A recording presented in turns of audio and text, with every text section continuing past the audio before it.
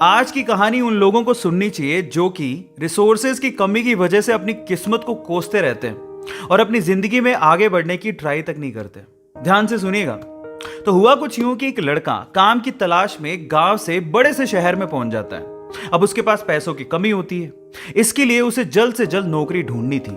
अब वो आसपास पता करता है तो उसे मालूम पड़ता है कि एक बड़ी सी कंपनी है, वहां पे ऑफिस बॉय की जरूरत है।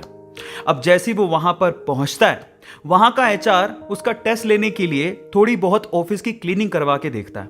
अब उसमें वो परफेक्ट होता है तो वो एचआर उसे कहता है कि नौकरी तो तुम्हें मिल जाएगी, तुम एक काम करो, तुम अपना मेल आईडी दो, मैं तुम्हें जॉब लेटर भेजता हूं मेल पे।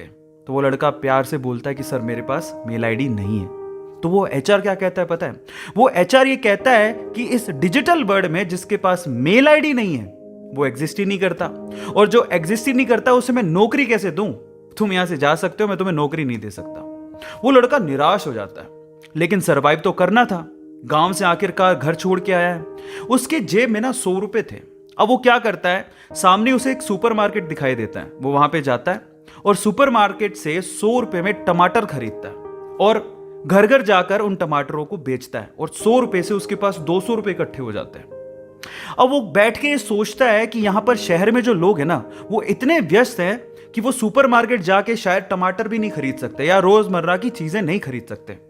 अब उसने ये सोच लिया और ये समझ लिया कि यहां पर पैसा कमाना आसान है, तो वो डेली ये काम करता, जाता सुपरमार्केट, सामान खरीदता, घर घर जाके बेचता। धीरे धीरे करके उसने 1-2 लड़के भी रख लिए। ऐसे करके बिजनेस बढ़ते चले गया और फिर उसने अपना एक ट्रक भी खरीद लिया। फिर वो आसपास के गांव से सब्जियां लेके आता और वहां पर बेचता। ऐसे करके वो बंदा 1-2 साल के अंदर ही मिलियनर बन गया।